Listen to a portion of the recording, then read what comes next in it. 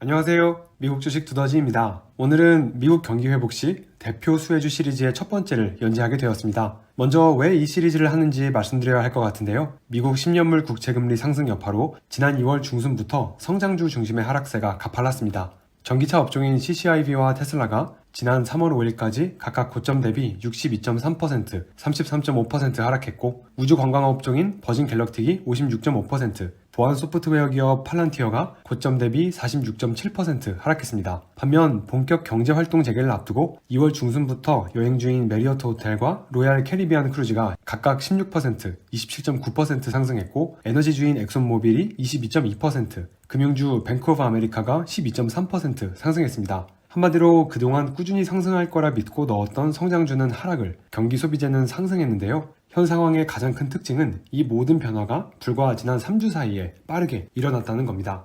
올해 초까지만 해도 가파르게 오르는 성장주를 보면서 막대한 상승장에서 소외되고 싶지 않았던 투자자들은 성장주 비중을 높여왔고, 이는 이번 하락장에서 큰 손실로 이어졌는데요. 문제는 이 손실을 만회하기 위한 경기 민감주는 이미 주가가 많이 상승했다는 점입니다. 내가 산 주식 빼고 다 오르는 이런 하락장에서 어떻게 대처할지 모를 분들을 위해 투자은행 추천 종목 자료를 근거로 경기 회복 시 주가 상승이 기대되는 종목들을 선별한 후 이에 대한 분석 영상을 만들어 보았습니다.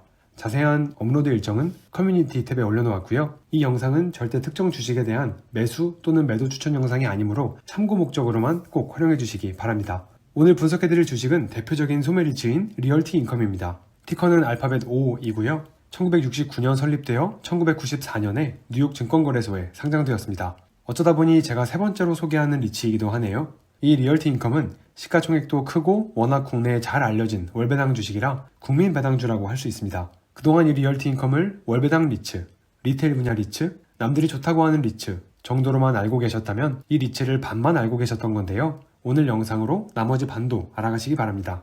이 채널명은 미국 주식 두더지이고요. 저는 미국 회계사입니다. 미국 주식에 관한 좋은 정보 많이 얻어가시려면 구독과 좋아요, 알림 설정 부탁드립니다. 먼저 이 리얼티 인컴은 리츠입니다.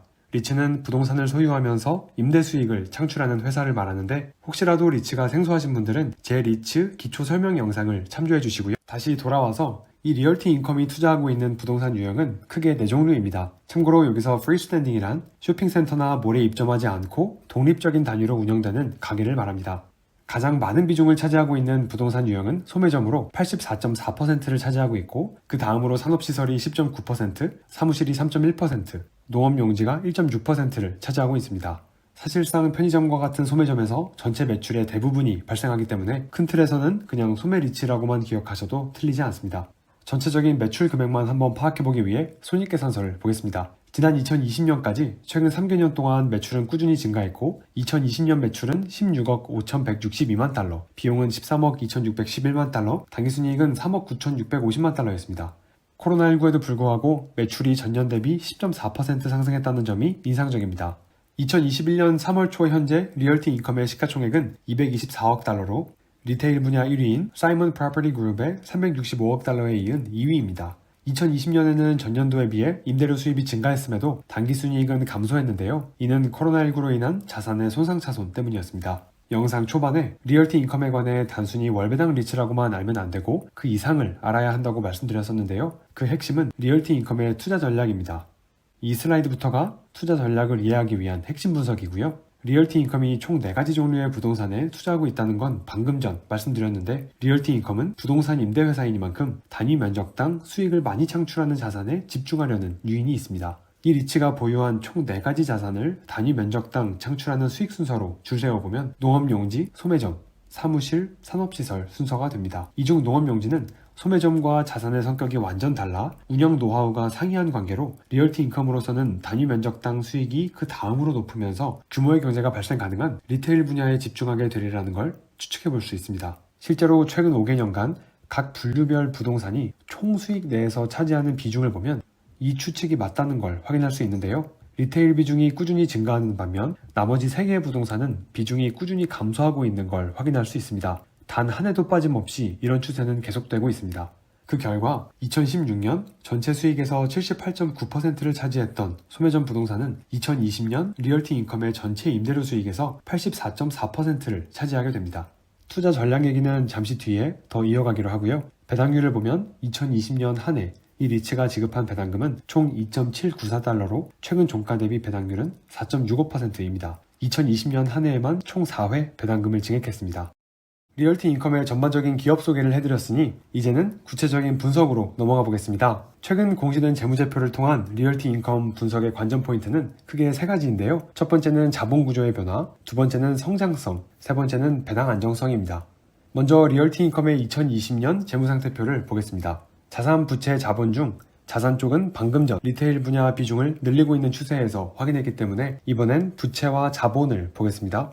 먼저 부채를 자본으로 나눈 부채 비율은 2019년이 89.25%, 2020년이 88.24%로 큰 변화가 없었습니다. 큰 변화 항목 두 개는 부채 쪽에서 읽어낼 수 있는데요. 첫 번째는 단기성 부채가 감소했다는 점이고, 둘째는 장기성 부채가 증가했다는 점입니다.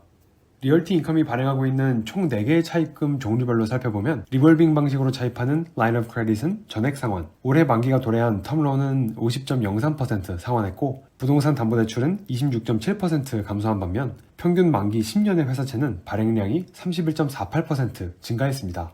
이 노트페이어블은 회계학에서 보통 지급어음으로 번역하는데요. 리얼티 인컴이 발행한 상품은 만기와 표시이자가 있는 장기채무로 회사채로 번역하는 것이 더 적합합니다. 차입금 종류별로 증가와 감소 추세가 뚜렷한데 중요한 것은 왜 이렇게 변동했는지를 분석하는 것입니다. 지금부터 제가 분석한 결과를 여러분과 공유하겠습니다. 먼저 방대한 주석에서 가끔씩 언급되는 차입금 관련 정보를 찾아보았는데요. 리볼빙 차입금은 2020년 주석에서는 언급을 찾을 수 없어 2019년 재무제표까지 참고해보았지만 명확한 부연 설명은 없었고 결국 단순 만기 변경을 위한 상환임을 알 수 있었습니다. 텀론은 만기가 도래한 부분을 상환했다고 밝히고 있습니다.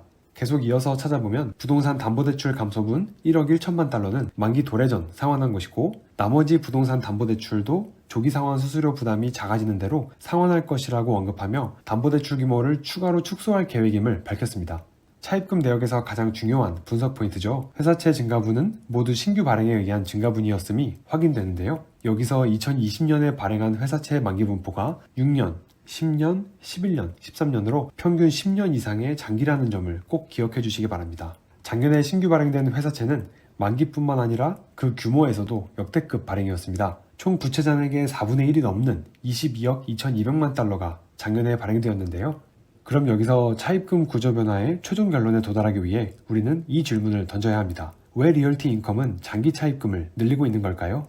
결론부터 말씀드리면 첫 번째는 저금리 환경으로 인한 저렴한 차입 비용, 두 번째는 우량자산을 취득하기 위한 대규모 지출 때문입니다. 전자는 작년 경기 침체로 인한 낮은 금리를 생각하시면 쉽게 이해하실 수 있기 때문에 두 번째 항목을 설명드리겠습니다. 리얼티 인컴의 우량자산 투자 전략은 곧 성장성과 연결된 항목입니다. 다음의 표를 보시면 쉽게 이해하실 수 있는데요. 2018년부터 2020년까지 최근 3개년간 신규 자산의 취득 금액을 취득 부동산 개수로 나눈 부동산당 취득액 자료입니다. 보시면 한 부동산당 취득액이 증가하고 있는 걸 보실 수 있는데요. 점점 땅값이 높고 접근성이 좋은 우량자산에 투자하고 있다는 걸 알 수 있습니다. 이는 곧 우량수입자 투자 전략으로 이어지는데요. 아까 분석했던 것처럼 리얼티 인컴은 리테일 부동산 비율을 늘리면서 동시에 투자 적격 등급 세입자와의 장기 리스 계약을 같이 높여가고 있습니다. 다만 안정성이 높아지고 있는 대신 수익성은 점점 낮아지는 추세입니다. 여기까지 리얼티 인컴의 차입금 구조와 투자 전략을 한 장으로 정리해보면 리얼티 인컴은 우량 리테일 세입자 위주의 장기 임대 계약을 새로운 성장 전략으로 선택했으며 이를 위해서는 우량자산을 취득해야 하는데 이 우량자산을 취득하기 위한 장기 차입금 중심 부채 구조를 저금리 환경에서 구축했다라고 정리할 수 있겠습니다. 리얼티 인컴이 임대 수익의 체질 개선을 하고 있는 것은 현재 향후 8년 이내 만기가 도래하는 임대 계약이 전체 53.6%로 리테일 환경의 변화와 리얼티 인컴의 수익 창출 지속 두 마리 토끼를 모두 잡아야 하는 필요성이 있었기 때문입니다. 마지막 분석 항목인 배당 안정성은 리테일 리츠의 경우 AFFO와 배당금을 비교하는데 2020년 기준 이 배당률은 82.2%로 안전한 배당률을 보여주고 있습니다. 마지막으로 세금 이슈를 보시면요. 리얼티 인컴에 투자한 미국 납세자의 경우 2020년에 받은 주당 2.79불의 배당 중 Ordinary Income으로 2.28불, Capital Gain으로 0.02불이 과세되고 향후 주식 매도 시 과세되는 Return of Capital은 0.49불이었습니다. 한국 납세자분들의 세금 이슈는 훨씬 간단해서 배당 수령 시 15%로 원천 징수가 되시고 배당금이 2천만 원 초과 시 종합과세 대상이 됩니다. 최종 결론을 보겠습니다.